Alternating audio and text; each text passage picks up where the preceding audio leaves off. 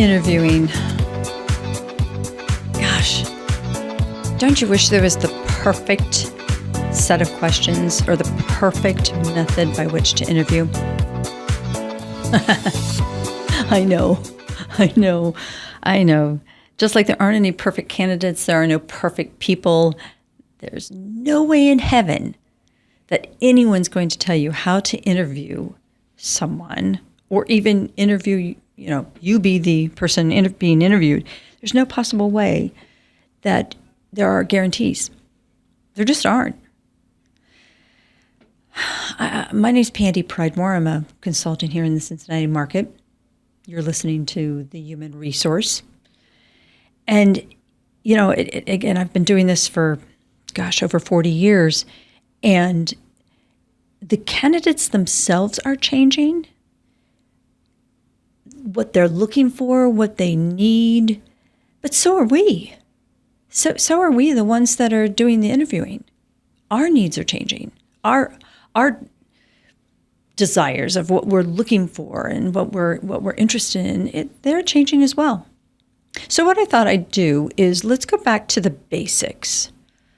If you've never been trained on how to interview, if you've never been taught what, from a compliance perspective, what you can and cannot do, you need to listen to the show. Let's start from the beginning. And it's interesting. Everybody goes, well, I know not to ask if they have children, and I know not to ask them, what their age is. Well, maybe you do, but does your team? Do the individuals that you involve in that interviewing process, have they been trained? When was the last time you sat down with them and said, hey, I'm going to sit in on this interview with you because I just want to get a feel for how the conversation flow is going. It's a phenomenal idea because that's kind of how this material got put together. What I suggest for clients is before you even begin to think about interviewing, if you've got someone already in the position, you need to go to them and make sure you understand what they're doing. How many times, I cannot tell you how many times I have found a job description that was so antiquated and so off base in relationship to what is actually being done today and what will be done tomorrow. And so you got to start there. You got to make absolutely sure that you know what you're interviewing for. And then make sure that everybody on the team, I don't care who it is, even if the owner is going to be interviewing, make sure that you're all speaking the same language. You're all using the exact same title. You're all using the exact reference of who that person will be working with, what the hours will be, what the requirements are going to be in terms of where the work's going to be done. You have to have that groundwork because something will throw you off otherwise. And you're going to start looking at skill sets or competencies that aren't going to address your needs. So start with that. Make sure that you've got a clear vision. And the current team, ask them, get them involved. Even if they're not going to be doing the interviewing, help them to understand how important it is that you have a clear vision of what the needs of the business are. There are so few candidates out there. I'm interviewing for somebody for my company now, and I'm not finding the perfect person. Oh my goodness, no. And I understand. I knew that going into it. I knew exactly going in that I was going to have to do most of the training, or I'm going to have to polish what they know or what they have been exposed to. And you have to do the same thing. You've got to understand that. So when you do finally get to sit down with them, how do you start the conversation? And it's interesting. I've got one client that has started this new screening program, and I am not kidding you.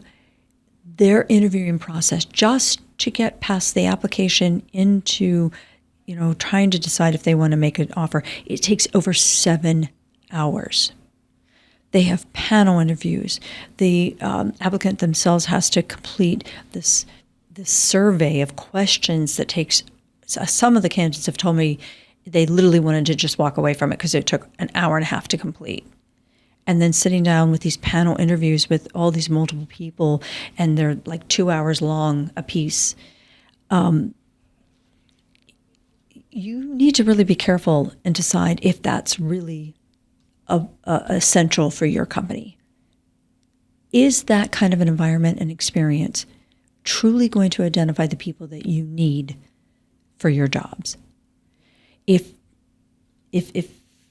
again, it's if you can make it complicated, or you can make it as simple as you want. When we sit down and actually talk to somebody, make sure you've got an application or a really good resume. Don't go just verbal.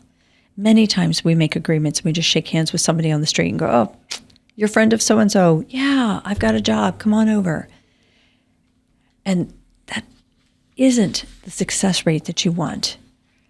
Do an interview and sit down and talk to them about their relative experience as well as what your needs are. It was interesting. I was I actually witnessed an interview, and there were 3 people interviewing this candidate. And at the end, the owner came to me and she goes, "Well, how'd they do?" I said, "Well, they did all the talking, and the candidate had absolutely no opportunity to participate." Ask yourself, is that happening in your company? Are the people you're interviewing have an opportunity to talk? Do they get a chance to respond? Do they get to share what their experiences are? Can they relate what they've done to what you need completed or what you have coming up? I ask every client of mine, every candidate of mine, this is what I need. Help me understand what you've done in the past that would convince me or lead me to believe that you would be successful doing that for me. And it's an open-ended question, but it also helps them either say, "Well, you know what, I've never done anything like that," or, "Well, yeah, and this is how I handled it." Because you don't want to know what they can do or what they would do. You want to know what they've already done and what they're capable of doing based on that experience, right? So you're going to find out their skills and competencies. You're going to find out what their training's been.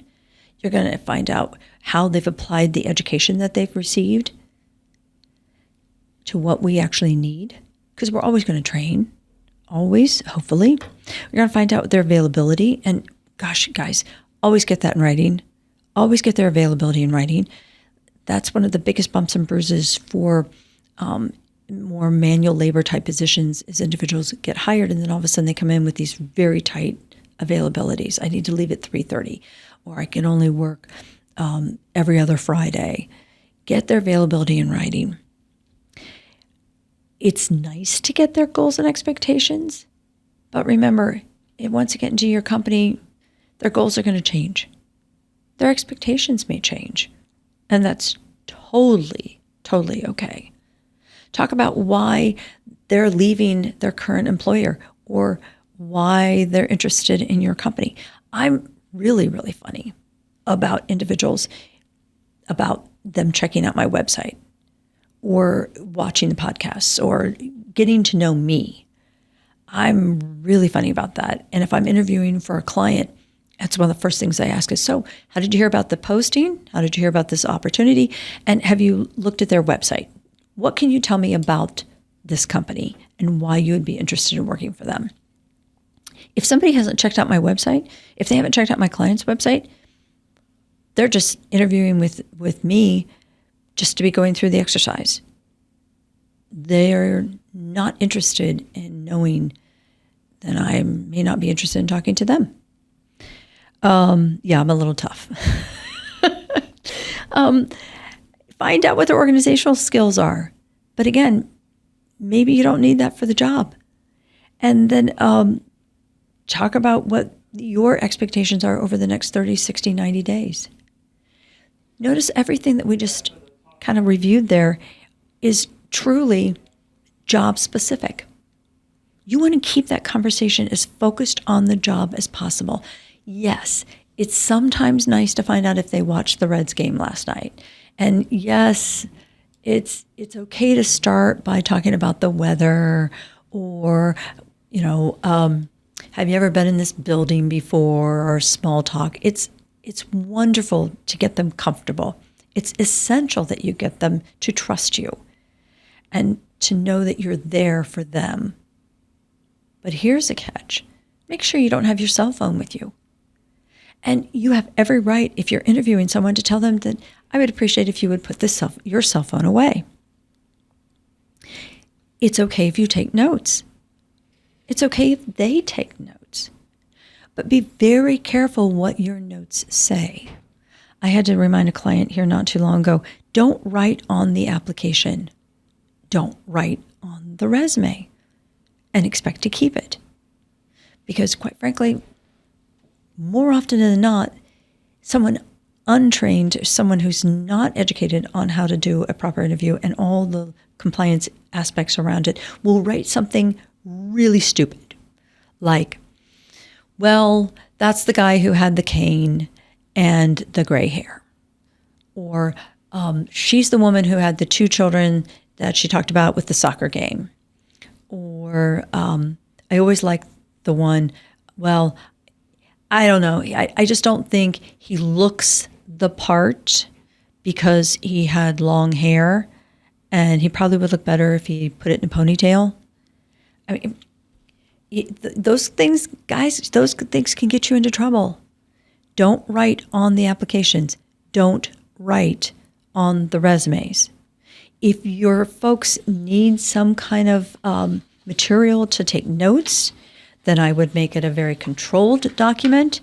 I've got a candidate evaluation form here for those of you who are watching the show. And notice it's really plain. It talks about strengths, weaknesses, pros, cons. It has nothing in here about how many children are in her family, or how often she goes to Pilates, which is so unjob related. This form here, again, is another candidate evaluation form that talks about how were the candidate's communication skills during the interview. How much interest did the candidate show in the position and the company? Did the candidate demonstrate that their answers with a high degree of initiative? How much interest did the candidate show in the culture of the company and how the team works? Absolutely nothing about whether they have a car to drive, what neighborhood they live in, what year they graduated from college.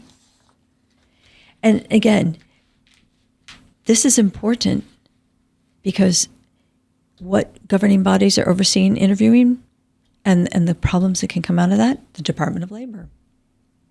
Title VII protects individuals.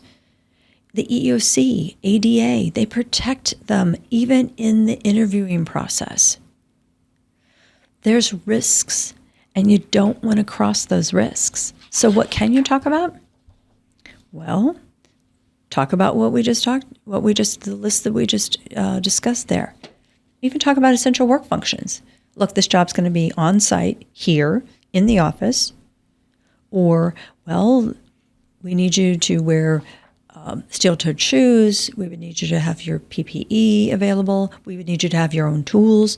Whatever is specific to the job, keep the conversation there. Stay away from family or marital details, age, anything having to do with age. Comments on religion, ethnicity, national origin, color, race. Stay away from comments regarding criminal activity. Remember, ban the box is more prevalent than not. And that's understanding that you cannot ask someone prior to an offer about their criminal background. Do not give them background check paperwork as you're taking that employment application. Bad timing. Wrong timing. Questions about reproductive status. New York is huge about this. You are not to ask those kind of questions. Oh, are you willing or interested in expanding your family? Yeah. You just got married. Oh, how soon will you be starting your family? Wrong questions. Don't ask about workers' comp injuries. Don't ask about, have you ever been injured on a job before? Don't ask. If they start with a conversation leading towards health issues, roll it back to the job. Please do not expound on those conversations. Roll it back to, this is what is needed for the job. If it's a situation where you need for them to demonstrate that they can lift 50 pounds or that they can climb a ladder, that's different. But don't get details on why he had knee surgery done. Questions regarding current or past compensation. This is a big one. And again, with all the remote workers that we're dealing with right now, but believe it or not, Ohio doesn't restrict the discussion of compensation, but Cincinnati does. And many municipalities around the country have those same kind of restrictions for talking about what someone is currently making. This all changed a couple years ago when the Equal Pay Initiative started sweeping the nation. So I tell my clients, if you want to know about compensation, ask what they will refuse. And I know that sounds odd, but you know what you're willing to pay. And if you give them that range, fantastic. But if you're not willing to give them that range and you want to make sure that you're still in the right ballpark, I mean, obviously, if you can only offer $50,000 and this person says, well, I won't take an offer less than $200,000, that conversation just ended. You wish him well and move on to the next candidate. But if they say, well, I really won't accept an offer less than 49 and you were willing to pay 50, you're in the same ballpark. Compensation is a difficult conversation, but I'm encouraging clients to now have that discussion early. Don't go through 7 hours of interviewing and fall in love with somebody and then find out that you're $30,000 difference on what they're expecting and what you can pay. It's a valid question, and I call it professional courtesy. Go ahead and throw it out there. In fact, throw out anything that's job related. Because again, the more they know about what you're looking for, the better you think or you can assume the fit's going to be there. And encourage them to interview you. Some questions you won't be able to answer. But the more questions they ask, the more they're engaged. There are a lot of things we can do, and there are a lot of things we can't. There are a lot of things we can control, and even more that we can't.